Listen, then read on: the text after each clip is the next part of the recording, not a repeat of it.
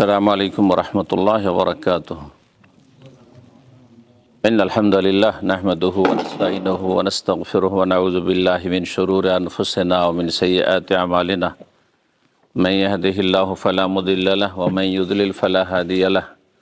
وأشهد أن لا إله إلا الله وحده لا شريك له وأشهد أن محمدا عبده ورسوله صلى الله تعالى عليه وعلى آله وصحبه وسلم تسليما كثيرا. أما بعد، فقد قال رسول الله صلى الله عليه وسلم: الدين النصيحة. قلنا: لمن يا رسول الله؟ قال: لله ولكتابه ولرسوله ولأئمة المسلمين وعامتهم. أخرجه الإمام মুসলিম ফি সাহিহিহি।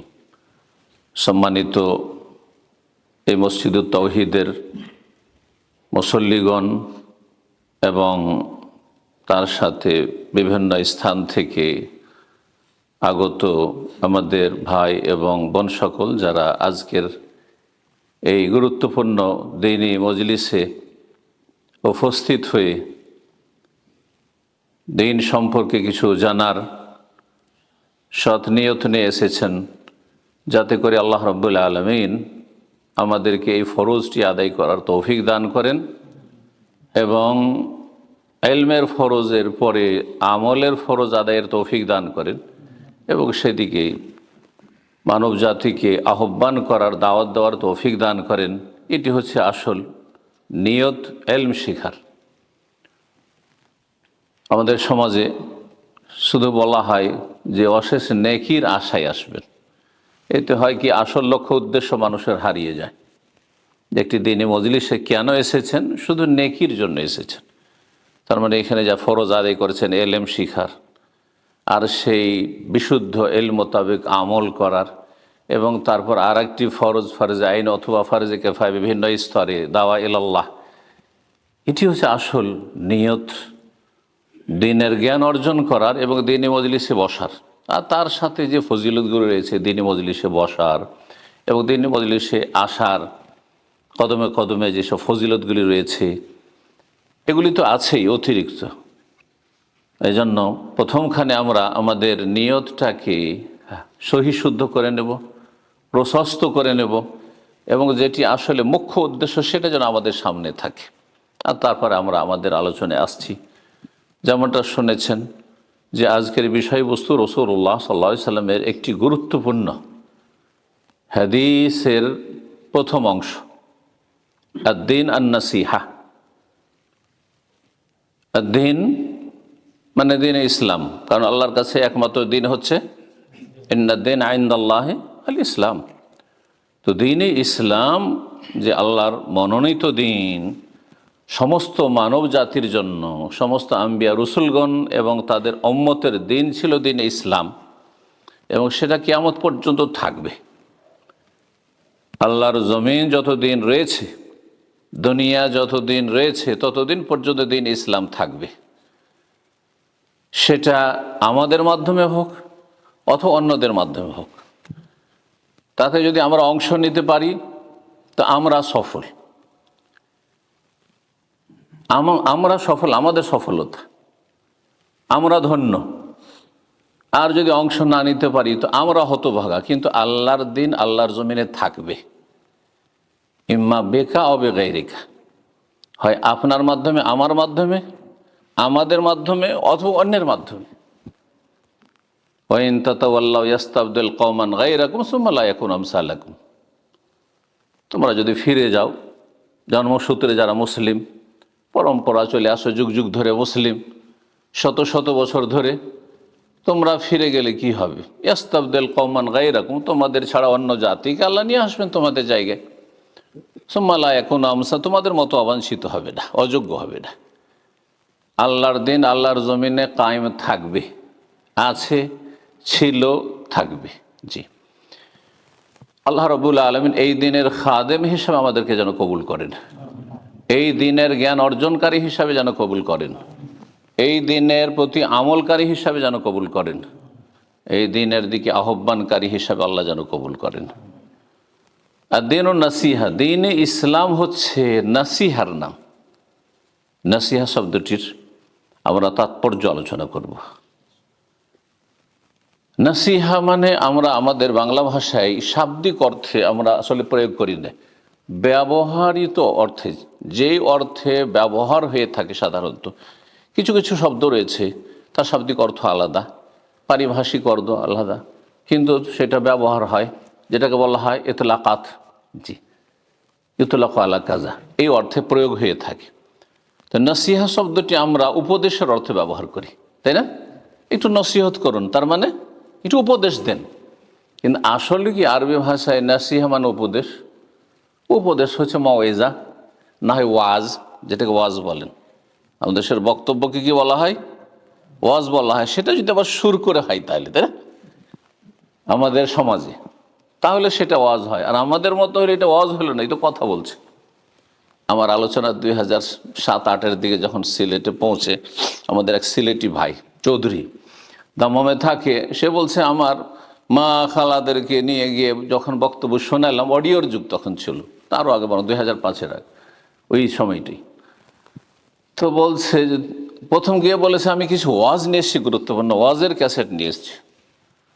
তো শোনার পরে ওর আত্মীয় স্বজন, মা বোন যারা আছে সবাই বলছে, তুমি বলছো ওয়াজ, এ তো কথা বলছে, কথা বলছে। আশা করি বুঝতে পারছেন আমাদের দেশের ধ্যান ধারণা ইসলাম সম্পর্কে এবং দিনের জ্ঞানের ক্ষেত্রে আমাদের আসলে শোচনীয়তা। ওয়াজ মানে হচ্ছে উপদেশ, মওয়েজা, সেটাই। হ্যাঁ জি। আর তারপরে জিকরা মানে উপদেশ। হ্যাঁ, ওয়াযাক্কির ফাইন্না যিকরা তানফাউল মুমিন, উপদেশ দাও, স্মরণ করিয়ে দাও। জিকরা, উপদেশ দিলে, স্মরণ করিয়ে দিলে মানুষ, মুমিনের ফায়দা হয়। তাহলে নাসিহা মানে কিন্তু শাব্দিক অর্থ উপদেশ নয়। নাসিহা মানে কি তাহলে?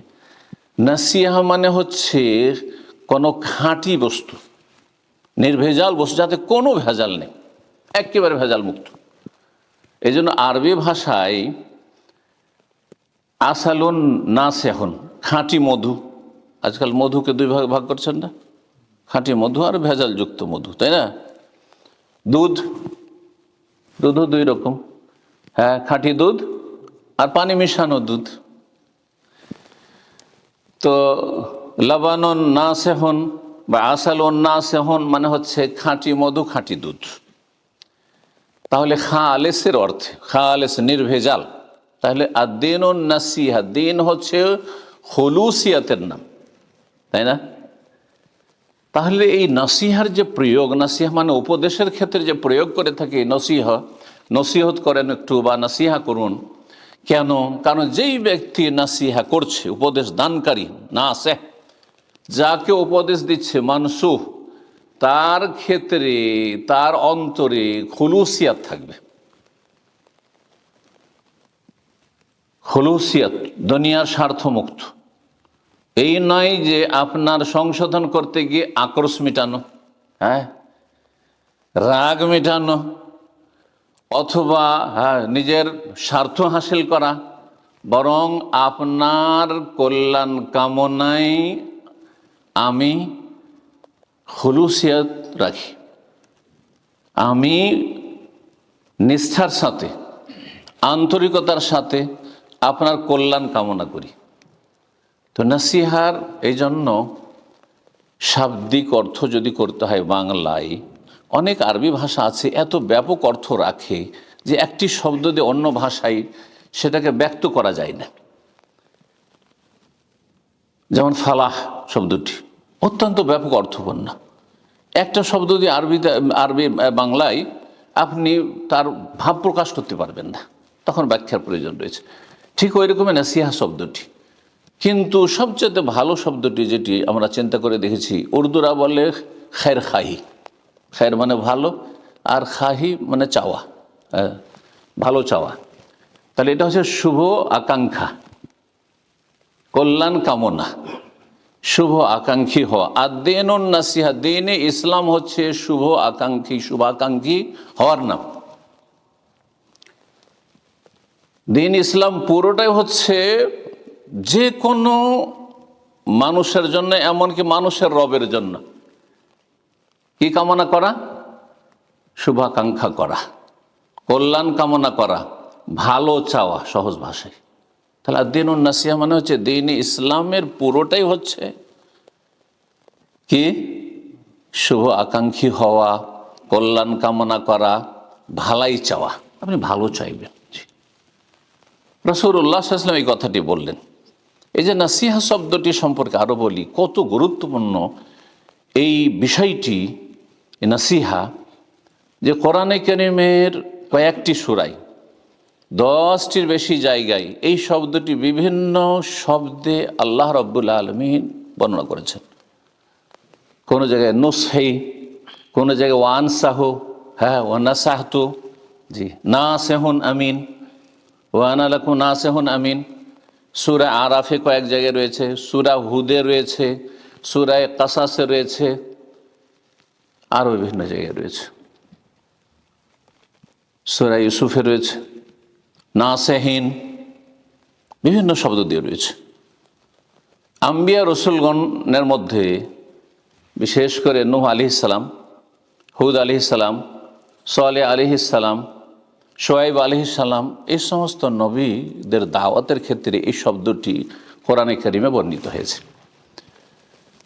সূরা হুদে আল্লাহ বলছেন হুদ আলাইহিস সালামের ভাষায়, হুদ আলাইহিস সালামের জাতি আদ সম্প্রদায়, প্রাচীন যুগের মানুষ তারা ছিল, যাদেরকে আল্লাহ আযাব দিয়ে এমনভাবে ধ্বংস করেছেন, তাদেরকে আরব আয়দা, নিশ্চিহ্ন আরব জাতি, তাদেরকে আল্লাহ ধ্বংস করে দিয়েছে।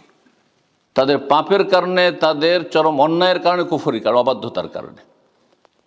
তাদেরকে হুদ আলাইহিস সালাম বলেছিলেন যে ওয়ানা লাকুম নাসিহুন আমিন, আমি তোমাদের জন্য নাসিহুন কল্যাণকামী, শুভাকাঙ্ক্ষী এবং আমিন বিশ্বস্ত, তোমাদের কল্যাণ চাই, ভালো চাই। এটি হচ্ছে ইসলাম। আপনি প্রত্যেক স্তরের মানুষের জন্য আপনি নিখুঁত নির্ভেজাল অন্তর নিয়ে খুলুসিয়াতের সাথে, আন্তরিকতার সাথে সার্বিক দিক থেকে কল্যাণ কামনা করবেন। এটি হচ্ছে আম্বিয়া রসুলগণের আদর্শ। রাসূলুল্লাহ সাল্লাল্লাহু আলাইহি ওয়াসাল্লাম একটি হাদিসে রয়েছে যে আমার উদাহরণ হচ্ছে, আর মানব জাতির উদাহরণ হচ্ছে এরকম যে একটি জায়গায় একজন মানুষ আগুন জ্বালিয়েছে। কোথাও যদি আগুন জ্বলে তো এক শ্রেণীর পোকামাকড় আছে, কীট পতঙ্গ আছে, তার স্বভাব কি সেখানে ঝাঁপিয়ে পড়বে। কিসের জন্য? হ্যাঁ, তাতে ঝাঁপ দেওয়ার জন্য, ঝাঁপ দেওয়ার জন্য। অবুঝ এইসব পোকামাকড়ই অবুঝ ঝাঁপ দিচ্ছে, আগুনে ঝাঁপ দিচ্ছে। দেখবেন কোন জায়গায় আগুন জ্বললে, আমাদের গ্রামে দেখেছেন না, বিশেষ করে বর্ষাকালে আগুন জ্বলছে, এত পোকামাকড় জমা হয়েছে, আর সব আগুনে ঝাঁপ দিচ্ছে আর মরছে, আগুনে ঝাঁপ দিচ্ছে আর মরছে, আগুনে ঝাঁপ দিচ্ছে আর মরছে, আগুনে জ্বলছে। রাসূলুল্লাহ স্যার বলছেন আমার উদাহরণ হচ্ছে আর তোমাদের উদাহরণ হচ্ছে যে তোমাদের উদাহরণ হচ্ছে সেই পোকামাকড় মতো, আর সে এক জায়গায় আগুন জ্বালানো হয়েছে, আগুনে সব ঝাঁপ দিয়ে সব মরতে যাচ্ছে, আর আমি তোমাদেরকে জবরদস্তি করে ধরে সেই আগুন থেকে সরাবার জন্য সর্বাত্মক চেষ্টা করছি। ওয়ান্তুম তাতাকাহামুনা ফি, আর তোমরা তাতে ঝাঁপ দিচ্ছ, গায়ের জোরে ঝাঁপ দিচ্ছ, আমার কথা শুনছো না, নিজেকে রক্ষা করতে চাইছো না। সুবহানাল্লাহ। এই রকমের দরদি হইতে হবে, হিতাকাঙ্ক্ষী হইতে হবে প্রতিটি স্তরের মানুষের জন্য। আর যে যত কাছের মানুষ তার হক আগে বেশি। সবচেয়ে বড় হক হচ্ছে কার? রবের হক, সমস্ত মানুষের উপর, আম্বিয়া রসুলগণের ওপর সবচেয়ে বড় হক কার? আল্লাহর, যিনি আমাদের সৃষ্টি করেছেন, যিনি সব কিছু দিয়েছেন, যিনি সব কিছু দিচ্ছেন, যিনি রিজিক দিয়েছেন। ওমা বিকুম মিন নিআমাতিন ফামিন আল্লাহ। তার জন্য সবচেয়ে বেশি এবং সর্বপ্রথম কি হইতে হবে? নাসে হইতে হবে, খুলুসিয়াত আপনার অন্তরে হইতে হবে। আপনি শুভাকাঙ্ক্ষী হবেন, কল্যাণ কামনা করবেন। কেমন করে করবেন পরে বলছি। আর তারপরে রাসূলুল্লাহ সাল্লাল্লাহু আলাইহি সাল্লামের, রাসূলুল্লাহ সাল্লাল্লাহু আলাইহি সাল্লাম যে মেসেজ নিয়েছেন আসমানি সিলেবাস কোরআনে কারীমের জন্য, আর তারপরে সকল স্তরের মানুষ, তার মধ্যে এক শ্রেণীর মানুষ হচ্ছে যাদেরকে আল্লাহ পৃথিবীতে কি করেছেন? নেতৃত্ব দিয়েছেন। আর নেতৃত্ব হচ্ছে দুই রকমের, একটা হচ্ছে ধর্মীয় নেতৃত্ব, আর একটা হচ্ছে পার্থিব নেতৃত্ব। আপনি যে হিতাকাঙ্ক্ষী হবেন, আমরা এই বিষয়গুলি আলোচনা করতে গিয়ে আমরা দূরের লোকদের ক্ষেত্রে খুব খেয়াল রাখি। আমার পাড়া প্রতিবেশী, দেশবাসী, গ্রামবাসী, বন্ধু মহল, আর যাদের সাথে চলাফেরা করে রাস্তাঘাটে দেখা হয়, তাদের আপনি হিতাকাঙ্ক্ষী হবেন, মুসলিম জাতির হিতাকাঙ্ক্ষী হবেন, অমুসলিমদের হিতাকাঙ্ক্ষী হবেন, মানব জাতির হিতাকাঙ্ক্ষী হবেন, কিন্তু আমরা ঘরকে ভুলে যাই। এই কথাটি আমি আজকে স্মরণ করিয়ে দিতে চাইছি। সাধারণ স্তরে যত মানুষ রয়েছে তার মধ্যে সবচাইতে কাছের মানুষ আপনাকে দেখতে হবে। আল্লাহর পরে রাসূলুল্লাহ সাল্লাল্লাহু আলাইহি ওয়াসাল্লাম, তারপরে আপনার সবচাইতে কাছের মানুষ এবং সবচাইতে শ্রদ্ধাভাজন মানুষ, সবচাইতে সম্মানের পাত্র মানুষ হচ্ছে পিতামাতা। পিতামাতার সাথে সদাচরণ নেই। সবচাইতে ঘনিষ্ঠ মানুষ আপনার জীবন সঙ্গী, আপনার স্ত্রী, একজন বোনের, একজন নারীর তার স্বামী, তার চাইতে ক্লোজ মানুষ আর কি আছে, তার চাইতে ঘনিষ্ঠ ব্যক্তি আর কি আছে। এদেরকে আমরা উপেক্ষা করি, ভুলে যাই। এদের ক্ষেত্রে আমাদেরকে যে আন্তরিক হইতে হবে, আর সেই ক্ষেত্রে আমাদের নাসিহা মূলত বুঝতে হবে এবং সেটার উপর আমল করতে হবে এবং তাদের শুভাকাঙ্ক্ষী হইতে হবে। এই বিষয়গুলি আমরা একেবারে উপেক্ষা করি, আর না হলে ভুলেই থেকে যাই, যার ফলে পারিবারিক ক্ষেত্রে এগুলো বাস্তবায়ন হয় না, ছেলে মেয়েদের ক্ষেত্রে এগুলো বাস্তবায়ন হয় না, স্ত্রীর ক্ষেত্রে এটা বাস্তবায়ন হয় না, বাপ মায়ের ক্ষেত্রে তার বাস্তবায়ন হয় না, ভাই বোনদের ক্ষেত্রে তার বাস্তবায়ন হয় না, আত্মীয় স্বজন পাড়া প্রতিবেশীর ক্ষেত্রে বাস্তবায়ন হয় না। কোথায় হয়? ওই কলিগ, যাদের সাথে হয়তো কিছুক্ষণ ডিউটি করছেন, কিছুক্ষণ চাকরি করছেন, কিছুক্ষণ ব্যবসা বাণিজ্যের ক্ষেত্রে থাকছেন, লেনদেন করছেন, তাদের ক্ষেত্রে আপনি এমন কিছু ভালো আচরণ করছেন যেটা খুব অমায়িক, আপনাকে যাতে করে লোকেরা বলে খুব অমায়িক মানুষ, খুব ভালো মানুষ। কিন্তু আপনি আপনার স্ত্রীর কাছে ভালো মানুষ হতে পারেন, স্বামীর কাছে ভালো মানুষ হতে পারেননি, বাপ মায়ের কাছে ভালো মানুষ হতে পারেননি, ছেলে মেয়েদের কাছে ঘরে ভালো মানুষ হতে পারেননি। খাইরুকুম লিআহলি, রাসূলুল্লাহ সাল্লাল্লাহু আলাইহি ওয়াসাল্লাম বলছেন, তোমাদের মধ্যে সবচেয়ে ভালো মানুষ যে তার পরিবারের কাছে ভালো মানুষ। সামান্য কিছুক্ষণ এইখানে বসে আছেন, খুব ফেরেশতা সাজা যায়, কিন্তু 24 ঘন্টা যার সাথে থাকছেন তার সাথে ফেরেশতা চরিত্র নিয়ে বসবাস করা, জীবনযাপন করা, এটা অত্যন্ত গুরুত্বপূর্ণ বিষয়। এখানে আপনার আসল চেহারাটা ফুটে উঠবে যে আপনি কেমন চরিত্রের মানুষ, কেমন আচরণের মানুষ, কেমন অন্তরের মানুষ, কেমন আপনার মধ্যে বড়দের শ্রদ্ধা সম্মান রয়েছে, ছোটদের মায়া মমতা রয়েছে, দুর্বলদের ওপর আপনার সহানুভূতি রয়েছে, ইত্যাদি ইত্যাদি। আল্লাহ যেন বুঝার তৌফিক দান করেন এবং বাস্তব জীবনে আল্লাহ এবং তার রাসূল সাল্লাল্লাহু আলাইহি ওয়াসাল্লামের কথাগুলি যেন আমাদের পালন করার তৌফিক দান করেন। হাদিসের দিকে ফিরে আসি। এর ভূমিকা স্বরূপ যে কথাগুলি বললাম, এগুলি আমাদের বাস্তব জীবনে আসলে আমল করার জন্য আমল করতে হবে। শুনছি আমরা অনেক কিছুই, পড়ছি আমরা অনেক কিছুই, জানছি অনেক কিছুই, কিন্তু আমলের ক্ষেত্রে সবচেয়ে বেশি দুর্বলতা অধিকাংশ মানুষের। তামিম আদ-দারি রাদিয়াল্লাহু তাআলা আনহু বর্ণনাকারী হাদিসটি সহিহ মুসলিমের প্রথম দিকে রয়েছে, 55 নম্বর হাদিস। নবী সাল্লাল্লাহু আলাইহি ওয়াসাল্লাম বলেন, আদ-দীনুন নাসিহা, দিন হচ্ছে শুভাকাঙ্ক্ষী হওয়ার নাম, কল্যাণ কামনার নাম। সাহাবীরা বললেন, কুলনা, আমরা তখন বললাম, লিমান ইয়া রাসূলুল্লাহ, কার জন্য আমরা হিতাকাঙ্ক্ষী হব, শুভাকাঙ্ক্ষী হব, কার জন্য কল্যাণ কামনা করব, ভালাই চাইব? তখন রাসূলুল্লাহ বললেন, লিল্লাহি, আগে তুমি শুভাকাঙ্ক্ষী হবে, কল্যাণ কামনা করবে, নাসিহা করবে আল্লাহর জন্য। আগে আল্লাহ, তারপরে আল্লাহর বান্দা বান্দিরা।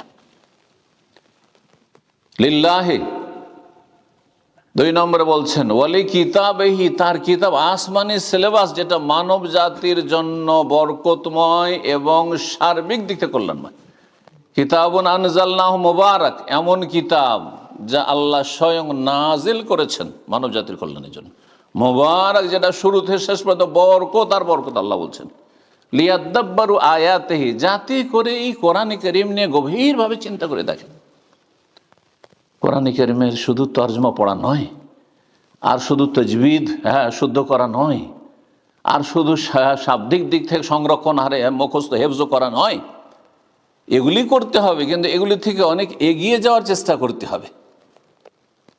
শব্দের হেফাজতের সাথে, শব্দ মুখস্থ করার সাথে, অর্থ মুখস্থ করার সাথে, অর্থ জানার সাথে, তরজমা তফসির জানার সাথে, তরজমা তফসির জেনে নিলেন আল্লাহ কি বলতে চেয়েছেন। সবকিছু শেষ হয়ে গেল না, সর্বশেষ লিয়াদাব্বারু আয়াতিহি, আয়াতগুলি নিয়ে আপনি তদব্বর করবেন, গভীরভাবে চিন্তা করবেন, যাতে বাস্তবে আপনি সেগুলি ফলো করতে পারেন। হাড়ে হাড়ে আপনি টের পান যে আল্লাহ কি চেয়েছেন এবং আমাদের কেমন হওয়া উচিত। ওয়ালিয়াতাযাক্কারু উলুল আলবাব, যখন গভীরভাবে চিন্তা করবেন তখন আপনি সত্যিকারের জ্ঞানী, আর জ্ঞানীরাই উপদেশ নিয়ে থাকে কোরআনে কারীম থেকে। ওয়ালিয়াতাযাক্কারু উলুল আলবাব, একটি বাক্যের আরেকটি বাক্যের সাথে এই আয়াতে সম্পর্ক রয়েছে। আনজাল্লাহু মুবারাক লিয়াদাব্বারু আয়াতিহি ওয়ালিয়াতাযাক্কারু উলুল আলবাব। কিতাবের জন্য আপনি, কোরআনে কারীমের জন্য, আল্লাহর কিতাব যে আসমানি কিতাব সমস্ত মানবতার জন্য, তার জন্য আপনি শুভাকাঙ্ক্ষী হবেন। কোরআনে কারীমের জন্য শুভাকাঙ্ক্ষী হইতে হবে। বলে রাসূলিহি, আল্লাহ রাসূল সাল্লাল্লাহু আলাইহি ওয়াসাল্লামের জন্য আপনি শুভাকাঙ্ক্ষী হবেন। কিভাবে হবেন বিস্তারিত পরে বলছি। বলে আইম্মাতুল মুসলিমিন, মুসলিম নেতাদের জন্য, ইমামের বহুবচন আইম্মা, মুসলিম নেতাদের জন্য আপনি শুভাকাঙ্ক্ষী হবেন। আপনি মুসলিম নেতা বলতে একটু আগে বললাম, মুসলিম নেতা হচ্ছে দুই রকম, একটা হচ্ছে পার্থিব নেতা অর্থাৎ মুসলিম শাসক। নবী সাল্লাল্লাহু আলাইহি ওয়াসাল্লাম বলেননি মুসলিম শাসক যদি ফেরেশতা চরিত্রের হয়ে যায়, আমরা কি ফেরেশতা চরিত্রের? আমাদের মধ্যে হাসানাত আছে, সাইয়্যাত আছে, ভালো আছে, মন্দ আছে। সুতরাং শাসকদের মধ্যে ভালো আছে আর মন্দ আছে, পাপও আছে, কিছু নেকিও করছে, কিছু ভালো কাজও করছে, কিছু পাপও করছে। আমরাও এরকম, কেউ কম আর কেউ বেশি।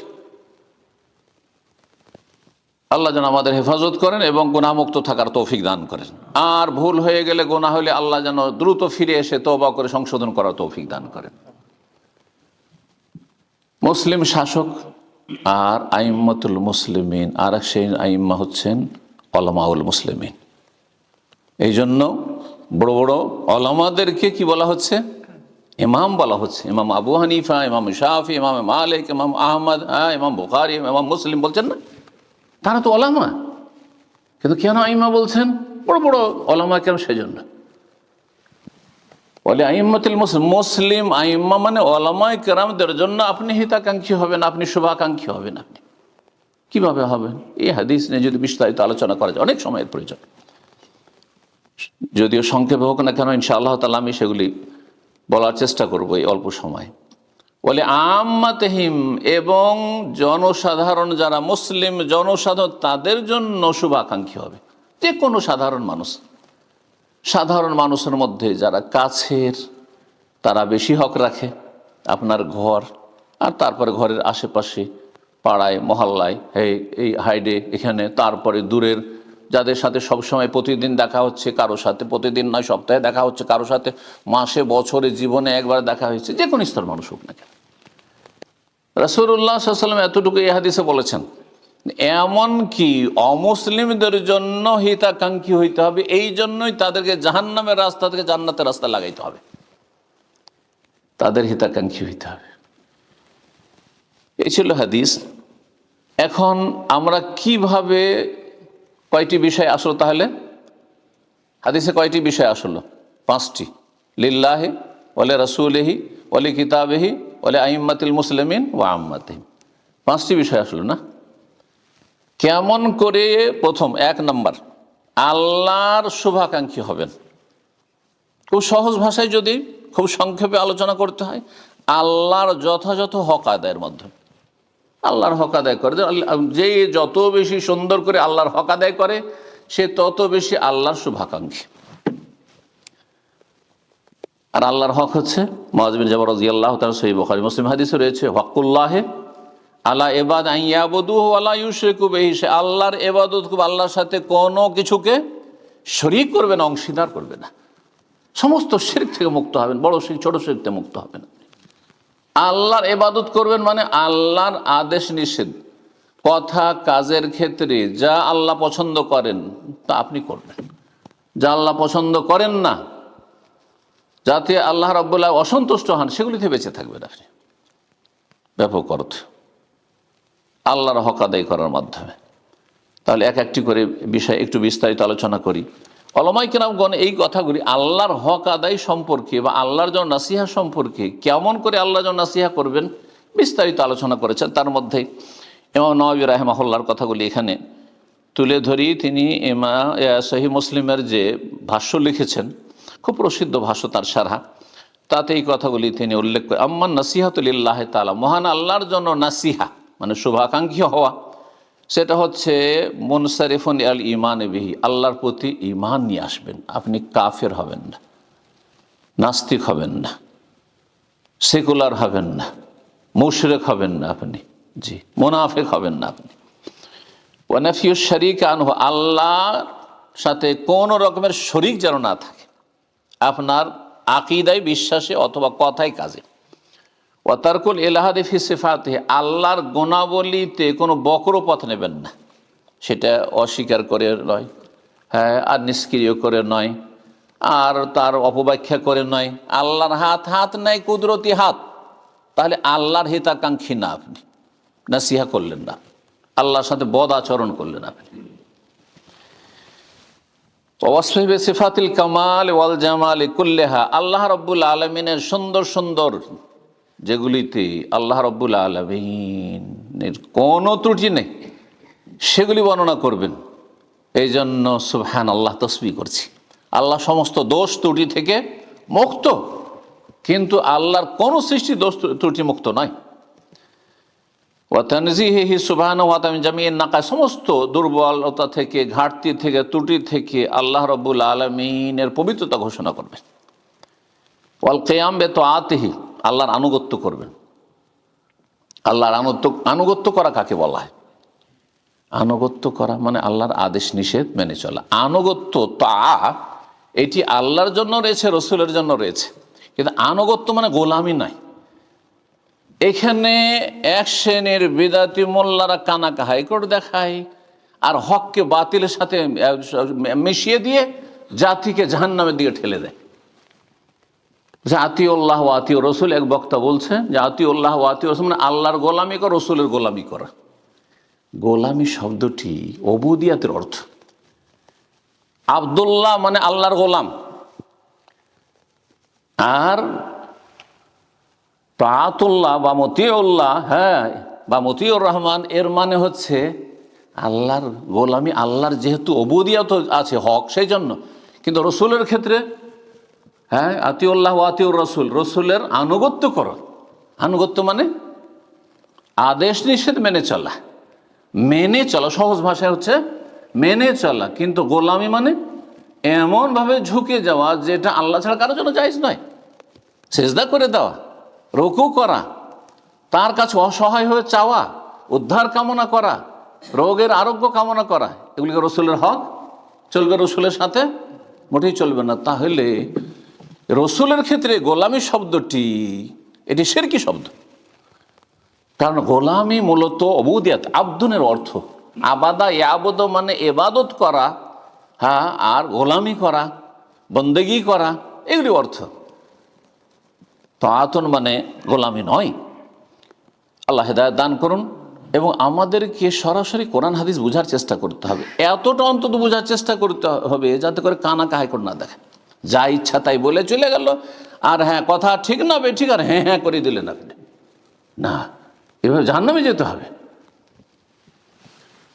তো বলছেন যে ওয়াল কিয়াম বিতাআতিহি, আল্লাহর আনুগত্য করবেন। ওয়াজতিনাবু মাসিয়াতিহি, আল্লাহর নাফরমানি, বিরুদ্ধাচরণ থেকে বেঁচে থাকবেন। হ্যাঁ, আল্লাহর নাফরমানি। ওয়াল হুব্বু ফিহি, আল্লাহকে ভালোবাসবেন সবচেয়ে বেশি, আল্লাহর জন্য ভালোবাসবেন।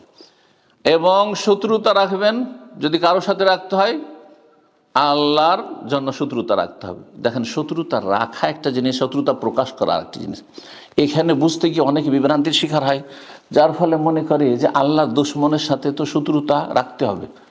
শত্রুতা রাখা এখানে, আর প্রকাশ করা, প্রকাশের জায়গায় প্রকাশ। আপনাকে সদাচরণ করতে বলা হয়েছে, কাফেরের সাথে সদাচরণ করতে বলা হয়নি। প্রতিটি মানুষের সাথে সদাচরণ করতে বলেন, ওয়াকুলু লিন-নাসি হুসনা, প্রতিটি মানুষের সাথে ভালো কথা বলো। হ্যাঁ, তাহলে এখানে গিয়ে তখন আপনি খারাপ আচরণ করা শুরু করেন, সেখানে সংকীর্ণতা চলে আসে না। আপনাকে সেখানে পরিস্থিতি বুঝতে হবে যে এখানে শত্রুতা প্রকাশ করলে লাভ আছে ইসলামের, আপনি ইসলামের খাদেম, সুতরাং আপনার ইসলামের লাভ সবসময় দেখতে হবে। তো এবং যারা আল্লাহর আনুগত্য করে তাদের সাথে ভালোবাসা, এবং যারা আল্লাহর নাফরমানি করে তাদের সাথে বৈরিতা রাখা, এবং আল্লাহর নিয়ামতকে মেনে নেওয়া, স্বীকার করা, অঙ্গীকার করা। আল্লাহর নিয়ামত, রাত দিন অসংখ্য নিয়ামত আমরা ভোগ করতে আছি, মানে অনুভবই করি না। পয়সা না হলে মনে হয় নিয়ামতই হলো না, তাই না? আর নেতৃত্ব ক্ষমতা না হলে মনে হয় নিয়ামতই হলো না। সুস্থতার নিয়ামত কোথায় গেল? মাথাতে পা পর্যন্ত নিয়ামত আর নিয়ামত, নিয়ামত আর নিয়ামত। হ্যাঁ, আপনার সব ভিতরে বাইরে এত নিয়ামত, কিন্তু এগুলো আমাদের নজরে আসে না। চিন্তা করুন, সাহাবায়ে কেরামগণ যখন সূরা তাকাসুর নাজিল হয় তখন তাদের ধন সম্পদ কতটা ছিল, তাদের বাড়িঘরের অবস্থাটা কি ছিল চিন্তা করুন তো দেখি। তাদের খাবার কি ছিল? খেজুর আর পানি, সেটাও 3 বার তো জুটতই না, তাই না? মাঝে মধ্যে দিনের পর দিন পার হয়ে চলে যেত। তারপর আল্লাহ বলছেন সুম্মা লা তুসআলুনা ইয়াওমাইযিন আনিন নাঈম, তোমাদেরকে অবশ্যই জিজ্ঞাসা করা হবে নিয়ামত সম্পর্কে। তাদেরকে যদি বলা হয়, প্রথম সম্বোধন তাদেরকে করা হয়েছে, তোমাদেরকে জিজ্ঞাসা করা হবে এই নিয়ামত সম্পর্কে, খেজুর আর পানির নিয়ামত সম্পর্কে, তাহলে আমাকে আপনাকে যে পোশাক আর যে আপনার ভোগবিলাসের সামগ্রী আর যে আপনি চিন্তা করেন যে মাথা থেকে পা পর্যন্ত কত কি ব্যবহার করছেন, আপনার বাড়ি গাড়ি, আপনার কত নিয়ামত, প্রস্তুত আছেন জবাব দেওয়ার জন্য? আল্লাহ যেন বুঝার তৌফিক দান করেন এবং নিয়ামতের শুকরিয়া আদায় করার তৌফিক দান করেন। এইভাবে বলছেন ওয়াল ইখলাস ফি জামিউল উমুর, সমস্ত কিছুর ক্ষেত্রে ইখলাস নিয়ে আসা এবং আল্লাহ শুকরিয়া আদায় করা, আর এইদিকে আহ্বান করা, এর জন্য মানুষকে উৎসাহিত করা, ইত্যাদি ইত্যাদি বেশ কিছু কথা ইমাম নবী রাহমাতুল্লাহ বলেছেন। তাহলে আল্লাহর হিতাকাঙ্ক্ষী হওয়া, সংক্ষেপে আল্লাহর হক আদায় করা, ফরজ ওয়াজিব কমপক্ষে আদায় করেন, হারাম নাজায়েজ থেকে বেঁচে থাকেন, আল্লাহ সন্তুষ্টির কাজে আপনি অবিচল থাকেন। মানুষকে সন্তুষ্ট করা মুখ্য উদ্দেশ্য না হয়, রবকে যেন সন্তুষ্ট করতে পারেন, এটা যেন সবসময় আপনার ফিকির চিন্তা থাকে। আল্লাহর কিতাবে যেন নাসিহা, আল্লাহর কিতাবের হক রয়েছে। আমি অনেক আগে একটি আলোচনা করেছি হুকুকুল কোরআনুল কারীম, কোরআনে কারীমের হক, কোরআনে কারীমের হক রয়েছে, সেই হকের বিভিন্ন স্তরগুলি রয়েছে, সেগুলি আদায় করতে পারলেই হয়ে গেল। এই ক্ষেত্রে ওলামায়ে কেরাম বলছেন যে কোরআনে যে আম্মান নাসিহাতুল কিতাব, আল্লাহর কিতাবে যেন নাসিহা হচ্ছে, ফাতাকুন বিল ঈমানে বিহি, তার প্রতি ঈমান নিয়ে আসবেন, তেলাওয়াত করবেন। গোটা বছর চলে যাচ্ছে তেলাওয়াত করছেন না, ওই রমজান মাসটা শুধু তেলাওয়াতের জন্য, তারপর অল্প কিছু মানুষ ওয়াতাদাব্বুরে আয়াতিহি, আয়াতগুলি নিয়ে গভীরভাবে চিন্তা করা, ওয়াল ইত্তিআজ বিমাওয়াইজিহি, কোরআনের উপদেশ গ্রহণ করা, এবং যেখানে আল্লাহ থামতে বলেছেন থেমে যাও, স্টপ, জি, আর যেখানে চলতে বলেছেন চলা, ইত্যাদি ইত্যাদি। আল্লাহ রাব্বুল যা আদেশ করেছেন তা পালন করা, যা নিষেধ করে তা থেকে বেঁচে থাকা। এবং নবী রহমতুল্লাহ আলাই আরও বিস্তারিত বলেছেন, সুতরাং সময় স্বল্পতায় এইখানেই ক্ষান্ত করছি। রাসূলুল্লাহ সাল্লাল্লাহু আলাইহি ওয়াসাল্লামের নসিহা, এই ক্ষেত্রে রাসূলুল্লাহ সাল্লাল্লাহু আলাইহি ওয়াসাল্লামের হক আদায় করা, রাসূলুল্লাহ সাল্লাল্লাহু আলাইহি ওয়াসাল্লামের হক আদায় করা, এই বিষয়ে বেশ কিছু উলামায়ে কেরামদের লিখনী রয়েছে। তার মধ্যে ইমাম ইবনে উসাইমিন রাহিমাহুল্লাহর কথা তিনি এখানে বর্ণনা করি আপনাদের সামনে। তিনি যা বর্ণনা করেছেন, বলছেন আন নাসিহাতু লিরাসূলি তাকুনু বিউমুর মিনহা, রাসূলুল্লাহ সাল্লাল্লাহু আলাইহি ওয়াসাল্লাম যেমন নাসিহা মানে শুভাকাঙ্ক্ষী হওয়া বেশ কিছু বিষয়ের মাধ্যমে হইতে পারে, তার কিছু এখানে বর্ণনা করছি। আর সেগুলি হচ্ছে রাসূলুল্লাহ সাল্লাল্লাহু আলাইহি ওয়াসাল্লামের হক আদায় করা। বলছেন তাজরিদুল মুতাবাআত লাহু, নির্ভেজাল আপনি রাসূলুল্লাহ সাল্লাল্লাহু আলাইহি ওয়াসাল্লামের অনুসারী হবেন। অনুসরণের ক্ষেত্রে এটা করলে হবে না যে রসুলের এই হাদিসটা দেখে আমাদের মযহাবে আছে কিনা, এই সুন্নত যদি আমাদের মযহাবে থাকে তাহলে নিলাম, আর না হলে আমাদের মযহাবে নেই, ওইটাও শাফি মযহাবের, ওইটা ওই হাম্বলিরা করে। এটা কি সৌদি আরব? ওইটা সৌদি আরবে করিয়ে নেবেন। হ্যাঁ, আমাদের এখানে মেজরিটি হচ্ছে অন্য মযহাবের, সুতরাং এই সুন্নাত এখানে চলবে না। করছেন না? করছেন না? তাহলে ভেজাল আছে আপনার, এখানে ভেজাল আছে। রাসূলুল্লাহ সাল্লাল্লাহু আলাইহি ওয়াসাল্লাম যেন আপনি শুভাকাঙ্ক্ষী না, আপনি রাসূলুল্লাহ পাশাপাশিও যদি রেখে দেন, ইমান তো হারিয়ে যাবে। আপনি চিন্তা, যদি কাউকে রেখে দেন, কেউ যদি আবু বকর আরে ইমামদেরকে বাদ দেন, কেউ যদি সমানভাবে রাখে যে নবী যেমন আবু বকর তেমন, ইমান থাকবে? তাহলে কেউ যদি বলে নবী যেমন ইমাম শাফি তেমন, ইমান থাকবে? বোঝার চেষ্টা করতে আপনাকে। এই জন্য বলছেন তাজরিদুল মোতাবাতে লাহু, নির্ভেজাল ফলোয়ার হবেন আপনি রাসূলুল্লাহ সাল্লাল্লাহু আলাইহি ওয়াসাল্লাম। এখানে কোনো শর্ত নেই। আমার ফলোয়ার অনুসারী হওয়ার জন্য শর্ত, তার কথাগুলি যদি কোরআন সুন্নাহ মাফিক হয় তাহলে নেব, না হলে নেব না। অন্ধভাবে নেওয়া হারাম। কিন্তু রাসূলুল্লাহ সাল্লাল্লাহু আলাইহি ওয়াসাল্লামের কথাই হচ্ছে আল্লাহর কথা। মাইয়ুতির রাসূলা ফাকাদ আতা আল্লাহ, যে রসুলকে মানলো সে আল্লাহকে মানল। বলছেন 2 নম্বর হচ্ছে আল ঈমান বিআন্নাহু রাসূলুল্লাহ হাক্কান, বিশ্বাস করা, মেনে নেওয়া যে রাসূলুল্লাহ সাল্লাল্লাহু আলাইহি ওয়াসাল্লাম হচ্ছেন সত্যিকারের রসুল, লাম ইয়াক, জীবনে কোনো মিথ্যা কথা বলেননি। আর তিনি হচ্ছেন সাদিকুন মাসদুক, তিনি যেমন মহাসত্যবাদী তেমন তার সত্যায়ন আল্লাহ করেছেন, জি, তার সার্টিফাই আল্লাহ করেছেন, তিনি সত্যবাদী। 3 নম্বর হচ্ছে আনতুমা বিকুল্লি মা আখবারা বিহি মিনাল আখবারিল মাদিয়াত ওয়াল হাদিরাত ওয়াল মুস্তাকবিলা, তিনি অতীত সম্পর্কে যা বলেছেন, বর্তমান সম্পর্কে যা বলেছেন, ভবিষ্যৎ ফিউচার সম্পর্কে যা বলেছেন তা আপনি বিশ্বাস করবেন। সুতরাং বলবেন না যে দাজ্জাল, কানা দাজ্জাল এটা হয়তো পশ্চিমা সভ্যতা, এটা একটা ব্যাখ্যা আছে আজকাল এক শ্রেণী পথভ্রষ্টদের মধ্যে, পশ্চিমা সভ্যতা। চতুর্থ, রাসূলুল্লাহ সাল্লাল্লাহু আলাইহি ওয়াসাল্লাম যেন নাসিহাত তামতাসিলা বিআমরাহু, রাসূলুল্লাহ সাল্লাল্লাহু আলাইহি ওয়াসাল্লামের আপনি আদেশগুলি পালন করবেন। 5 নম্বর হচ্ছে আনতাজতানিবা নাহিয়া, নবী সাল্লাল্লাহু আলাইহি ওয়াসাল্লাম যা নিষেধ, ওমা নাহাকুম আনহু ফান্তাহু, নবী নিষেধ করেছেন থেমে যেতে হবে। নিষেধ নিষেধ, বাম হাতে পান করা, পানাহার নিষেধ। এখানে ব্যাখ্যা করলে হবে না, অথবা আপনার এইখানে আচ্ছা যদি আমি বাম হাতে ধরলাম আর একটু এই ডান হাত দিয়ে যদি এখানে আপনি সাপোর্ট দিলাম, এসব করার দরকারটা কি? ফাইন্না শায়তান ইয়াকুলু বিশিমালি ওয়া ইয়াশরাবু বিশিমালি, রাসূল বলছেন যে শয়তানের বদ স্বভাব হচ্ছে বাম হাতে পানাহার করে, সুতরাং তুমি এই কাজ করিও না, ব্যাস হয়ে গেল। 6 নম্বর হচ্ছে আনতাজুব আন শরিয়ত, রাসূলুল্লাহ সাল্লাল্লাহু আলাইহি ওয়াসাল্লামের নিয়ে আসা শরীয়তের পক্ষ থেকে আপনি ডিফেন্স করবেন, আপনি কোরআন সুন্নাহ ডিফেন্স করবেন, আপনি আপনার তরিকা রক্ষার জন্য আপনি মরিয়া হবেন না, রাসূলুল্লাহ সাল্লাল্লাহু আলাইহি ওয়াসাল্লামের তরিকা রক্ষার জন্য আপনি জীবনটাকে অফ করে দেবেন।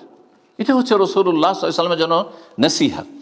7 নম্বর বলছে আনতা তাকাদান্না মা জাআ রাসূলিল্লাহ ফাহুয়া কামা জাআ আনিল্লাহি তাআলা, রাসূলুল্লাহ সাল্লাল্লাহু আলাইহি ওয়াসাল্লাম থেকে যা এসেছে আদেশ নিষেধ তা ওই রকমই সেম যেই রকম কোরআনে কারীমে রয়েছে।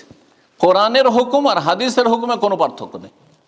অসংখ্য মানুষ মুসলিম সমাজে আছে, বরং আমাদের সমাজে অধিকাংশ মানুষ মনে করে এটা কোরআনের হুকুম, সুতরাং সেটার গুরুত্ব আলাদা, আর এটা হচ্ছে হাদিসে আছে।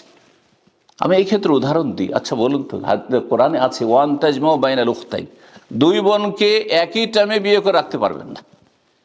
আপনার স্ত্রী বিয়ে করে আছেন, তার সাথে ওর বোনকে বিয়ে করে ফেললেন, জায়েজ না হারাম? হ্যাঁ, কোরআন দ্বারা হারাম, ঠিক না? আর হাদিসে রয়েছে যে আপনার স্ত্রী এবং তার ফুফুকে একসাথে রাখতে পারবেন না। আপনার স্ত্রী লা তুজমাউ বাইনাল মারআতি ওয়া খালাতিহা, দুটো মাসলায় কোনো পার্থক্য আছে নাকি? যেহেতু কোরআনে নেই, সুতরাং আমি আমার ওয়াইফের ফুফুকে বিয়ে করলাম, জায়েজ না হারাম? বলছি একটু হারাম, কিন্তু একটু পার্থক্য আছে কোরআন আর হাদিসের হুকুমে, নাকি? না, যদি মনে করেন কোরআন হাদিসের হুকুমে পার্থক্য আছে, তাহলে আপনার ঈমান নেই, ঈমান নবায়ন করেন আপনি। রাসূলুল্লাহ সাল্লাল্লাহু আলাইহি ওয়াসাল্লামের কথা, হাদিসের কথা আর কোরআনের কথা যদি সহি হাদিস হয়ে যায়, জয়ীফ জাল হাদিস হাদিস নয়, সহি হাদিস প্রমাণিত, সুতরাং সেটি কোরআনের মতোই আমল করার ক্ষেত্রে, বিশ্বাস করার ক্ষেত্রে এটা বললে হবে না যেটা কোরআন আছে সেজন্য এইভাবে বিশ্বাস করি, আর হাদিস আছে হতে পারে না, আপনার ঈমান হারিয়ে। সহি হাদিস আপনার বিশ্বাস করতে হবে, আমল করতে হবে। 8 নম্বর নুসরাতুন নবী সাল্লাল্লাহু আলাইহি ওয়াসাল্লামের সর্বাত্মক সাহায্য করা। যখন তিনি বেঁচে ছিলেন তার পাশে দাঁড়িয়ে, তার কাছে হয়ে, এই জন্য হিজরত করা ফরজ ছিল মদিনায়। যাও, ইসলাম কবুল করেছে, হিজরত করে আস। তার ইন্তেকাল ওয়াইন কানা মাইয়িতান, তার ইন্তেকালের পরে ফানুসরাতুস সুন্নাহ, নবী সাল্লাল্লাহু আলাইহি ওয়াসাল্লামের সুন্নাত তরিকার হাদিসের সাহায্য, কোরআন হাদিসের সাহায্য করা। কোরআন এবং হাদিসে সাহায্য করছেন, কোরআন হাদিসের পক্ষে আপনি কথা বলছেন, কোরআন দলিলের পক্ষে কথা বলছেন, এটি হচ্ছে নবী সাল্লাল্লাহু আলাইহি ওয়াসাল্লামের জন্য নসিহা, খায়ের খাহি এবং শুভাকাঙ্ক্ষী হওয়া। মুসলিম নেতাদের জন্য বা মুসলিম শাসকদের জন্য নাসিহা, এটা দুই ভাগে বিভক্ত। যেমনটা বললাম, তার মধ্যে এক শ্রেণী হচ্ছে যারা শাসক গোষ্ঠী। এমন নবী রাহমাহুল্লাহ বলছেন তাদের সাথে নাসিহা কি করে করবেন। নাসিহা মানে যদি উপদেশ হয় তো তাদের কাছে তো আমরা অধিকাংশ পৌঁছিতে পারি না, তাই না? আলেম ওলামারা তাদের কাছে পৌঁছিতেই পারে না, তাহলে কি করে নাসিহা? নাসিহা মানে শুধু উপদেশ না, উপদেশ নয় এখানে। হ্যাঁ, সেই জন্য শুরুতে বলে নিয়েছি, নাসিহা মানে তাদের আপনি শুভাকাঙ্ক্ষী হবেন। তাহলে যদি শাসক গোষ্ঠীর শুভাকাঙ্ক্ষী হন তাহলে কি তাদের জীবনে শত্রু হবেন? হ্যাঁ, তাদের প্রাণ নাশ করাটাই আপনার বড় জিহাদ হয়ে গেল। হ্যাঁ, তাদের মারতে পারলেই কাজ হয়ে গেল, তাদের সাথে শত্রুতা রাখতে পারলে বড় মুজাহিদ হয়ে গেলেন আপনি। আর এই ক্ষেত্রে হাদিসের অপব্যাখ্যা করে মানুষকে বিভ্রান্ত করে। রাসূলুল্লাহ বলছেন আফজালুল জিহাদে কালেমাতু হাক্কাইন ইনদা সুলতানিন জায়ের, সবচাইতে উত্তম জিহাদ হচ্ছে কালেমাতু হক, সত্য কথা বলা, ন্যায়সঙ্গত কথা বলা। কোথায়? শব্দটি চিন্তা করে, ইনদা সুলতানিন জায়েরিন, জালেম শাসকের পাশে। ইনদা মানে নিকটে, পাশে গিয়ে, যে পাশে যেতে পারবে, যে পাশে বসছে উপদেষ্টা হয়ে, যে পাশে বসছে গিয়ে সেখানে সুযোগ পাচ্ছে, হ্যাঁ, তার সাথে ঘনিষ্ঠতা রয়েছে অথবা কোনো চান্স পেয়েছে বসার জন্য, ইনদা। কিন্তু কিভাবে অপব্যাখ্যা করা হয় আমাদের দেশের সমস্ত বক্তাদের, ইল্লামা রহমান রাহিমাহুল্লাহ, সালাফি ওলামা ছাড়া কারো কাছে এই কথা পাবেন না। কি বলে? জালেম শাসকের বিরুদ্ধে হক কথা বলা, বিরুদ্ধে কথা আছে ওখানে না, ইন্দা আছে। বিরুদ্ধের আরবি হয় দিদ্দা, হ্যাঁ, তাদের এগেনিস্টে। এখানে তুই কথা নেই, ইন্দা আছে। দেখলেন এইখানে কিভাবে জাতিকে জঙ্গি বানিয়ে দিচ্ছে, হ্যাঁ, জাতিকে সরকারের বিপক্ষে দাঁড় করে দিচ্ছে, যেন শত্রু তারা আর আমরা তাদের শত্রু। এই দূরত্ব দিয়ে কোনোদিন জাতির কল্যাণ হয়েছে? কখনো কল্যাণ হবে না। কোরআন এবং হাদিসের অপব্যাখ্যা করে জাতি কিভাবে বিভ্রান্ত করা হচ্ছে এবং কিভাবে চরমপন্থী বানিয়ে দেওয়া হচ্ছে, আল্লাহ বুঝার তৌফিক দান করুন। বলছেন নবী রাহিমাহুল্লাহ যে মুসলিম শাসকদের নাসিহা করবে, শুভাকাঙ্ক্ষী হবে, মুআওয়ানাতুম আলাল হাক্কি, ভালো কাজে, হকের ক্ষেত্রে সাহায্য করা। সরকার ভালো কাজ করছে, গঠনমূলক কাজ করছে, সাহায্য করবেন। ওয়াতাআতুহুম ফীহি, ভালো কাজের ক্ষেত্রে তাদেরকে মেনে নেওয়া, তাদের আনুগত্য করা। আর তাদের ভালো কাজের যদি নির্দেশ হয় তো সেটা মেনে নেওয়া। তামবিহুহুম ওয়া তাযকিরুহুম বিরিফকিন ওয়া লুতফিন, এবং তাদেরকে যদি সতর্ক করতে হয়, উপদেশ দিতে হয় নম্রতার সাথে এবং মিষ্টি ভাষায়। যারা পৌঁছিতে পারলেন সেখানে গিয়েও যদি বলেন যে আপনি জালেম, হ্যাঁ, আপনি ইসলামের শত্রুতা করছেন, আপনি কাফেরদের দোসর, তাহলে কোনদিন সংশোধন হয়েছে? এখন আমার সামনে কেউ দাঁড়িয়ে যদি, হ্যাঁ, বা আপনার সামনে, আমার কথা ছাড়েন, আপনি একজন সাধারণ মানুষ, আপনার সামনে দাঁড়িয়ে যদি বলে আপনি এরকম খারাপ মানুষ, আপনি এই মানুষ, আপনি এইরকম, আপনি জীবন সংশোধন হবেন? তা আপনি নিজে একজন সাধারণ মানুষ সংশোধন হবেন এরকম খারাপ ভাষায় বললে? তাহলে যার কাছে ক্ষমতা আছে, যার কাছে এলেম আছে, হ্যাঁ, এবং তার যদি ব্যক্তি জীবনের ভুল হয়, হ্যাঁ, সে বিষয়টি, হ্যাঁ, আলেমদের ক্ষেত্রে বেদাতি আলেম যদি এমন কোনো কথা বলে যেটা সম্পর্ক সমস্ত মানুষের সাথে, হ্যাঁ, ইসলামের মেসেজের সাথে, আর সেই মেসেজটি, ভুল মেসেজটি সমস্ত মানুষের মাঝে ছড়িয়ে গেছে, যেহেতু সবাই সে ভুল মেসেজ পেয়েছে, সুতরাং সবার সামনে সহি মেসেজটি পেশ করতে হবে। ফর্মুলাটা ভালো করে শুনেন। কিন্তু ব্যক্তি জীবনের ভুল যদি হয়, আমার টাকনার নিচে আপনি কাপড় দেখলেন, হতে পারে মানুষ মাত্রের ভুল, টাকনার নিচে কাপড় দেখলেন আপনি, এটি আমার ব্যক্তি জীবনের ভুল, এটা দিয়ে আপনাদের কোনো ক্ষতি নেই। ক্ষতি আছে? কোনো ক্ষতি নেই। তখন আমাকে একা বলতে হবে। এইখানে গিয়ে আমাদের দেশের মানুষরা বুঝে না, ওনাকে একা বলতে পারেননি, ওনার সাথে দেখা কেন করলেন না, হ্যাঁ, ওনার সাথে পার্সোনাল কেন যোগাযোগ করলেন, পার্সোনাল কেন সংশোধন করলেন না? আরে পার্সোনাল করে তো উনি রাখেননি, উনি তো পাবলিক করে দিয়েছেন। ওনার গুমরাহিটা পাবলিক হয়ে গেছে, সুতরাং আমার সংশোধনটাও পাবলিক হইতে হবে, সবার কাছে পৌঁছিতে হবে। কথা বোঝা গেছে? কিন্তু ব্যক্তি জীবনের ভুল, ওনার পারিবারিক কিছু সমস্যা আছে, ওনার ব্যক্তি জীবনে কোনো সমস্যা আছে, ওনার আমলে কোনো ত্রুটি আছে, তখন আপনি যার দ্বারা অন্যের কোনো ক্ষতির আশঙ্কা নেই, তখন আপনি পার্সোনালি তাকে বলবেন। তো এটা আলেমদের ক্ষেত্রে বললাম। হ্যাঁ, বলছেন ওয়াইলামুহুম বিমা গাফালু আনহু, যদি তাদের গাফিলতি থাকে শাসকের তাহলে তাদেরকে জানিয়ে দেওয়া। মুসলিমদের বেশ কিছু বিষয় সম্পর্কে, সমস্যা সম্পর্কে তারা জানছেন, অবগত নন, যার ফলে সমাধান কিছু হচ্ছে না, তাহলে সমাধান করা। অনেকে ন্যায্য অধিকার পাচ্ছে না, অনেক অবিচারের শিকার হচ্ছে, জুলমের শিকার হচ্ছে, আর সেই মেসেজগুলি আপনি যিনি বড় শাসক রয়েছেন তার কাছে পৌঁছাতে পারবেন, তাহলে পৌঁছে দেবেন।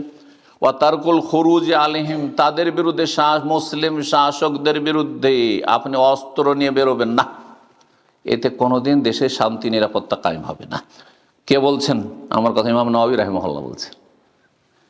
ওয়া তাআল্লুফু কুলুবিন নাস লিতাআতিহিম, এবং মানুষের অন্তরকে মুসলিম শাসকের আনুগত্যের দিকে আকৃষ্ট করা। এই নয় যে ঘৃণা ছড়ানো, যে এরা ইসলামের দুশমন, এরা হচ্ছে কাফেরদের দালাল, এরা হচ্ছে ইসলামের শত্রু, এদের মধ্যে কোনো কল্যাণ নাই, এসব যদি বক্তব্য রাখা হয় তাহলে জাতির কোনো লাভ আছে?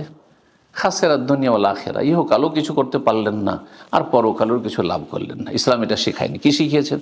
ওয়া তাআল্লুফু কুলুবিন নাস লিতাআতিহিম, তাদের আনুগত্য করার জন্য মানুষের অন্তরকে আকৃষ্ট করা, মানুষকে এমনমুখী করেন যাতে তারা ভালো কথাগুলি সরকার মেনে চলে, আর দেশে স্থিতিশীলতা থাকে, দেশে নিরাপত্তা কায়েম থাকে, দেশে অশান্তি সৃষ্টি না হয়, আর বহিরাগত দুশমনরা মুসলিম দেশগুলিকে ধ্বংস করার সুযোগ না পায়, মুসলিমদেরকে দুর্বল করার সুযোগ না পায়।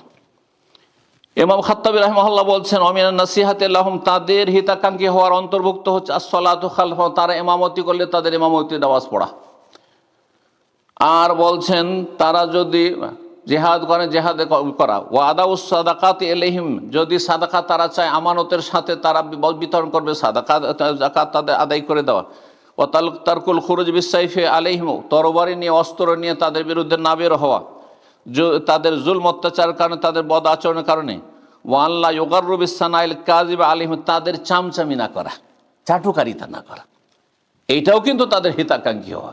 কারণ অনেক সময় বিভিন্ন পাপ করছে শাসক অথবা নেতা, চেয়ারম্যান, আপনার এমপি, আপনার যে আপনার প্রশাসনে রয়েছে তারা, আর তারপরে চাটুকারিতা করছেন নিজের তুচ্ছ স্বার্থ হাসিলের জন্য, এতে আরও তাকে খারাপ বানিয়ে, আরও বড় জালেম বানিয়ে দিচ্ছেন আপনি।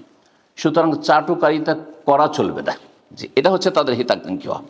ওয়াইউদ আলহম বিসাল্লাহ, এবং তাদের জন্য দোয়া করবেন আল্লাহ তাদের ভালো করে দিক এবং ভালো অবস্থায় রাখুক, তাদের দ্বারা ইসলামের খেদমত হোক, তাদের দ্বারা দেশের খেদমত হোক, তাদের দ্বারা জনকল্যাণমূলক কাজ হোক, এসব দোয়া করা, ধ্বংসের দোয়া করা নয়। জি।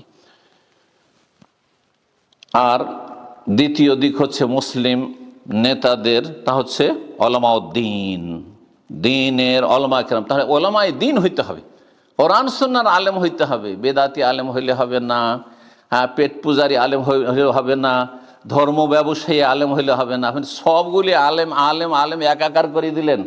এক শ্রেণ মানুষ তো পেট পূজা, মিলাদে পয়সা আছে, কোরআনখানি বক্সানোতে পয়সা আছে, আর আপনার চল্লিশাতে পয়সা আছে, আর অমুক তমুকে পয়সা আছে, তাবিজে পয়সা আছে, যেখানে পীর মরিদির ব্যবসায় পয়সা আছে, আর বলছে তারাও তো ওলামা। না না না, আপনাকে আলেম চিনতে হবে, ওলামা ইসলাম হইতে হবে, ওলামায়ে দিন হইতে হবে। পেটের আলেম হইলে হবে না, আর ওলামায়ে সু, হ্যাঁ, কোরআন সুন্নাহর দিক নির্দেশনা হেদায়েত না দিয়ে শিরক বিদআতের রাস্তা দেখাচ্ছে, জাহান্নামের রাস্তা দেখাচ্ছে। দুআতুন আলা আবওয়াবে জাহান্নাম, নবী সাল্লাল্লাহু আলাইহি হাদিসে রয়েছে সহিহ বুখারীতে, যে এক শ্রেণীর আলেম হবে যারা জাহান্নামের পাশে দাঁড়িয়ে ডাকছে, আসো জাহান্নামে ঢুকো, জাহান্নামে ঢোকার জন্য। এদের থেকে সাবধান হইতে হবে। এখন বাকি আছে 5 নম্বর বিষয়টি, সেটি হচ্ছে বলে আম্মাতিল মুসলিমিন, মুসলিম জনসাধারণের জন্য হিতাকাঙ্ক্ষী হওয়া। সেটা কিভাবে হবেন আপনি? তাদের হক আদায় করার মাধ্যমে। এই ক্ষেত্রে বলো তাদের হক আদায় করার মাধ্যমে। তাদের হকটা কিভাবে আদায় হবে? ইমাম নওয়াবী রাহিমাহুল্লাহ বলেছেন যে সেটা হবে তখন তারিফ আওয়ামির আল্লাহ ওয়া রাসূল, জনসাধারণকে আল্লাহর দ্বীন সম্পর্কে জ্ঞান দেবেন, রাসূল সম্পর্কে জ্ঞান দেবেন, বেশারে দিনের যে বিধিবিধান সম্পর্কে তাদের জ্ঞান দেবেন, তাদেরকে দিনের দিকে আহ্বান করবেন, তাদের মাঝে সংশোধনমূলক কাজ করবেন। অবিল আমালি আলা মাফিয়া নাফহুম ওয়া সালাহুম, এবং জনসাধারণের যাতে কল্যাণ রয়েছে, মঙ্গল রয়েছে, সেসব কাজগুলি করবেন। ওয়া ইবাদি যারার আনু, তাদের যেন ক্ষয়ক্ষতি না হয় এমন কিছু করবেন না যাতে আপনি মুসলিম জনগণের ক্ষয়ক্ষতি করলেন। তাদেরকে ভালো উপদেশ দেওয়ার মাধ্যমে এবং অন্যায় কাজে বাধা দেওয়ার মাধ্যমে, বেরিফকিন ওয়া ইখলা, নম্রতার সাথে এবং নিষ্ঠা হিতাকাঙ্ক্ষী হয়ে, মায়া মমতার সাথে। তাতে এই জন্য আমি বলি, যে কোনো পাপী মানুষ হচ্ছে রুগী, যে কোনো পাপী মানুষ হচ্ছে রুগী। রাস্তায় যদি একটা লোক অসুস্থ হয়ে পড়ে থাকে, তাহলে আপনার করণীয় কি? আপনার মানবতা, ইসলামের আগে পশ্চিমা দেশ আপনার মানবতার কথা খুব শুনছেন, আর অনেকেই কিন্তু এগুলো করে, তাই না? মানবতার খাতিরে করছেন। আমি তো মুসলিম, আমি ইসলামের খাতিরে করছি, জান্নাতের খাতিরে করছি, আল্লাহ সন্তুষ্টির খাতিরে করছি। তো সেখানে আপনার করণীয়টা কি? একটা অসুস্থ মানুষ রাস্তায় পড়ে আছে, অচল হয়ে গেছে, চলতে পারছে না, তাড়াতাড়ি তাকে গাড়িতে উঠাবেন, আর তারপরে তাকে নিয়ে হাসপাতালে পৌঁছে দেবেন, যাতে করে তাকে বাঁচানো সম্ভব হয়।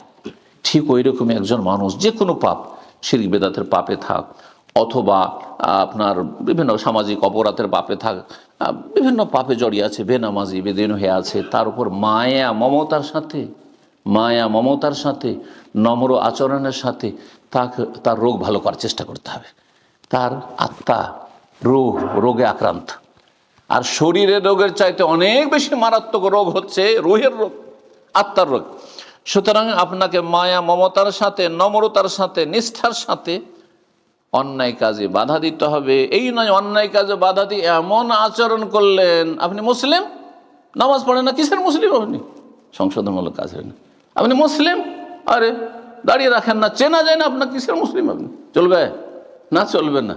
আপনি মুসলিম, নামাজ পড়ছেন, দেখি মসজিদে নামাজ পড়তে আসছে না, টাকার নিচে কাপড়, কখন সংশোধন করবেন? আপনার মুখে গন্ধ আসছে, ধূমপান করছেন, এটা সব তরিকা নয়। আর কি করবেন বলছেন?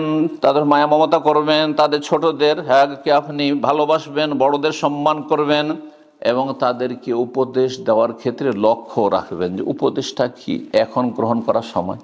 একজনের ডিউটির সময় শুরু হতে যাচ্ছে, আর তাকে বুঝাইতে শুরু করেছে ইসলাম নিয়ে। একজন বেচারাকে প্রচণ্ড খিদা লেগেছে, সারাদিন খায়নি, ছটপট করছে, তাড়াতাড়ি যাচ্ছে, শুনে না ধরে নিয়ে ওকে আপনি ইসলামের কথা বলতে লেগেছেন। না, আপনাকে পরিস্থিতিটা বুঝতে হবে যে এখন কোন পরিস্থিতিতে কি আছে। বলছেন তাদের সাথে কোনো ধোঁকাবাজি করবেন না, হিংসা করবেন না, প্রতারণা করবেন না। নিজের জন্য যেটা ভালোবাসেন সেটা তাদের জন্য ভালোবাসবেন, তাহলে সত্যিকার মুমিন হতে পারবেন এবং আপনি হিতাকাঙ্ক্ষী হইতে পারবেন। নিজের জন্য যেটা আপনি পছন্দ করেন না, অন্যের জন্য পছন্দ করবেন না সেটি। এবং নিজের যেমন ধন সম্পদের উপরে মায়া মমতা কত, একটা পয়সা আপনি নষ্ট করতে চান না, তাহলে পরের পয়সা কেন এত লোভ? পরে পয়সা কেন নষ্ট হবে? নিজের জমি জায়গার সম্পদে যেন হেফাজত করছেন, তারটাও যাতে হেফাজতে থাকে। এই নয় যে সুযোগ পেলে বেইমানি করলেন, টাকা পয়সা ধার নিয়ে উধাও হয়ে গেলেন, ইত্যাদি ইত্যাদি, আমানতে খেয়ানত করলেন, দাঁড়ি মারলেন, না না না, মোটেই না, ইত্যাদি ইত্যাদি। বলছেন মিম্মা ফিহি সালাহুন নাসি ফি দীনিহিম ওয়া দুনিয়াহুম, যাতে জনসাধারণের দিন দুনিয়ার সার্বিক কল্যাণ রয়েছে, সেটা করবেন আপনি। একটি হাদিস দিয়ে শেষ করছি, সময় কিন্তু আমার শেষ হয়ে গেছে। তা হচ্ছে রাসূলুল্লাহ সাল্লাল্লাহু আলাইহি ওয়াসাল্লামের হাদিস, সহিহ বুখারী মুসলিম রয়েছে। জারির ইবনে আব্দুল্লাহ আল বাজালি রাদিয়াল্লাহু তাআলা আনহু যুবক মানুষ ছিলেন, এবং তিনি সুবহানাল্লাহ, সাহাবারা যে কীভাবে আমল করতেন, এক একটি কথা শুনলেন, আমল করতেন, আমল করার মতো। বলছেন তিনি বায়াত রাসূলুল্লাহ সাল্লাল্লাহু আলাইহি ওয়াসাল্লাম আলা ইকামিস সালাত ওয়া ইতাইজ যাকাত ওয়া নুসহি লিকুল্লি মুসলিম। আমি রাসূলুল্লাহর সাথে ইসলামের যখন বায়াত করি, তার সাথে বায়াত করেছিলাম যে সালাত কায়েম করব, নামাজ ছাড়বো না, আর ইতাই যাকাত দেব, ওয়া নুসহি লিকুল্লি মুসলিম, প্রত্যেক মুসলিমের আমি হিতাকাঙ্ক্ষী হব, প্রত্যেক মুসলিমের হিতাকাঙ্ক্ষী, শুভাকাঙ্ক্ষী হব, কল্যাণ কামনা করব। বলছেন যে এর ওপর আমল করতে, এই হাদিসটি তো সহিহ বুখারী মুসলিমের, আর তার জীবনী সম্পর্কে তাবারানীতে ইমাম তাবারানী রাহিমাহুল্লাহ নিয়ে এসেছেন যে তিনি তার জীবনে বিভিন্ন সময় এরকম ঘটনা ঘটেছে। তার মধ্যে তাবারানীতে রয়েছে, একবার তার এক দাস ছিল, গোলাম, তাকে একটি ঘোড়া কিনে নিয়ে আসতে বলেছে। গোলাম খুব চালাক ছিল, গোলাম হলে কি হবে, অনেক গোলামও চালাক, চতুর, মালিকের চাইতে বেশি, তাই না? তো খুব চালাক চতুর গোলাম ছিল, সে গিয়ে ঘোড়ার মালিকের সাথে একটু দরদাম করে, দর কষাকষি করে, আর তারপরে সেটা খুব সস্তাতে পেয়ে, চিপ রেটে পেয়ে গেছে। মাত্র 300 দিরহামে ঘোড়াটি কিনে নিয়ে এসছে। তারপরে সেটা মালিকের কাছে নিয়ে আসলো, জারির রাদিয়াল্লাহু তাআলার কাছে। আসার পর বললেন যে আজকে খুব সস্তা একটা ঘোড়া পেয়ে গেছে। তিনি গেলেন সেই ঘোড়ার মালিকের কাছে, যার কাছ থেকে কিনেছে তার গোলাম, আর গিয়ে বললেন যে ইন্না ফারাসাকা খায়রু মিন সালাসমিয়া, আপনার ঘোড়ার দাম 300 দিরহামের চাইতে বেশি হবে, আপনি কম দামে বিক্রি করে দিয়েছেন আমার গোলামের কাছে। আরও বেশি বলেন, এ বাড়াইতে বাড়াইতে 400, 500, বাড়াইতে বাড়াইতে হাত্তা আতাহ সামানমিয়া দিরহাম। বলছে ঠিক আছে, তাহলে 300 যদি কমে 400 দিলেই হবে। না না না, আরও বাড়াও। বলছে 500 দিলে হবে না, আরও বাড়াও, আরও বাড়াও। আছে দুনিয়াতে এমন কেউ আজকাল? আছে। যদি সস্তা পেয়ে যান, ফ্রি তো পেয়ে যান। আজকে গিয়েছিলাম এক দোকানে, ও বলছে ফ্রিতে, এইটা ফার্স্ট টাইম যাও ফ্রি নিয়ে যাও, সেকেন্ড টাইম পয়সা লাগবে। কত যে খুশি, কারণ আমাদেরকে ফাউ খেতে বেশি ভালো লাগে। ফাউ বুঝেন তো? হ্যাঁ, মাংনা খেতে বেশি ভালো লাগে, ওলা দেই না মসজিদ। হ্যাঁ, বোনাসটা বেশি ভালো লাগে। আমরা শাকসবজি কিনতে গেলে ওজন করে দেওয়ার পরে 2টা আলু উঠিয়ে দিয়ে দিত, ওইটা বেশি মজা লাগতো। হ্যাঁ, আজকাল ওই যে কাজু ফাজুর দোকানে গিয়ে, সৌদি আরব দেখেন খেজুরের দোকানে গেলে যত খাবেন খান, কিছু লোক আছে ও খেতেই থাকে। হ্যাঁ, যা ওজনে যা পেলো ওটা তো পয়সার এগেনিস্টে পেলো, কিন্তু যেটা ফ্রিতে খেতে পারলো ওইটা বেশি মজা লাগে, তাই না? এটা মানুষের স্বভাব। সুবহানাল্লাহ। তিনি বাড়াইতে বাড়াইতে বলছেন না না, আরো বাড়াও, আরো বাড়াও করতে করতে হাত্তা আতাহু সামানুমিয়াত, 800 দিরহাম দিয়ে আসছেন তিনি। 800, কত টাকা বেশি হলো? 300 ছিল, হ্যাঁ, মূল্য যে মূল্যে কিনে নিয়ে এসেছিল, আর সেটাই তো 500 আরো বাড়িয়ে কত হলো? 800 দিরহাম। তাকে জিজ্ঞাসা করা হচ্ছে আপনি এরকম কাজ কেন করছেন? বলছে আমি যে রাসূলুল্লাহ বায়াত করেছি, সেই বায়াত ভঙ্গ করবো আমি? হ্যাঁ, মোনাফেক হয়ে উঠবো, গাদ্দার হয়ে উঠবো কিয়ামতের মাঠে, হাশরের মাঠে? কি বায়াত করেছি? ওয়ানুসহিলে কুল্লু, প্রত্যেক মুসলিমের আমি হিতাকাঙ্ক্ষী হব, তার কল্যাণ কামনা করব। সেই ব্যক্তি বেচারা বুঝে না, বা মার্কেটের রেট বুঝে না, যে এই ঘোড়ার দাম অনেক বেশি, সে ভেবেছে 300 টাকায় হয়তো আমি অনেক পেলাম। এরকম অনেকে আছে, অনেক আছে। গাড়ি বিক্রি করতে গিয়ে গাড়ির রেট সম্পর্কে, মার্কেট সম্পর্কে কোনো আইডিয়া নেই, বিভিন্ন মাল সামান বিক্রি করতে গিয়ে যার সস্তাতে দিয়ে দিল হয়তো। কিন্তু না, আপনি যদি সত্যি মুসলিমের হিতাকাঙ্ক্ষী হন, তাহলে বল ভাই এটার দাম আরও বেশি হবে, এটার দাম আরও বেশি হবে। এই হচ্ছে সাহাবায়ে কেরামদের আমল কোরআন এবং সুন্নাহর উপর, এবং তারা রাসূলুল্লাহ সাল্লাল্লাহু আলাইহি ওয়াসাল্লাম পরে আমাদের জন্য আদর্শ। আল্লাহ যেন আমাদেরকে তাদের অনুসারী হয়ে থাকার তৌফিক দান করেন, এবং তাদের অনুসরণের সাথে আল্লাহর কাছে হাজির হওয়ার তৌফিক দান করেন। আমাদের কাজে, কর্মে, আমলে, ইমানে সব কিছুতে আল্লাহ যেন ইখলাস দান করেন, আখলাক চরিত্র যেন ভালো করেন, এবং সমস্ত স্তরের মানুষের সাথে আল্লাহ যেন আমাদেরকে হিতাকাঙ্ক্ষী হওয়ার, শুভাকাঙ্ক্ষী হওয়ার, নসিহা করার তৌফিক দান করেন। ওয়া সাল্লাল্লাহু আলা নবিয়িনা মুহাম্মদ ওয়া আলা আলিহি ওয়া সাহবিহি আজমাইন।